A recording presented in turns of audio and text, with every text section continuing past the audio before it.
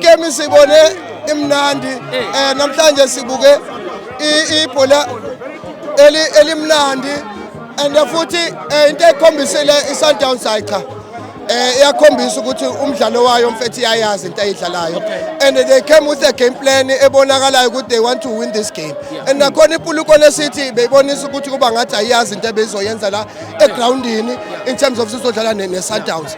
And nakhona bekumele rectify ama mistake abo kule last game beyayenzile babona ukuthi amapha amaphutha still kuyafana benzanga the same thing ukuthi bazama rectify and nakhona into abayenzile is more goals than the last game yabo. Yeah, so why iSundowns iwine 3 namhlanje ePulukwane iwine 1-0? What is the difference? Yabona Stadium.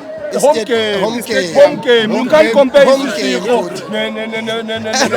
and nakhona futhi mongathatha ukubeka yabona approach yakhe mfethu yazini bebonisa ukuthi yazini abala bekudingeka more than 3 goals. So women of the match ubani namhlanje? For me it's Adams.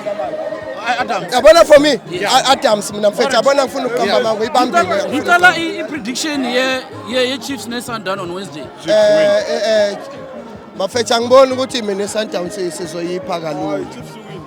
Angifuna Chiefs win nakhona 3-1 score. Kaizer Chiefs 3 Sundowns 1.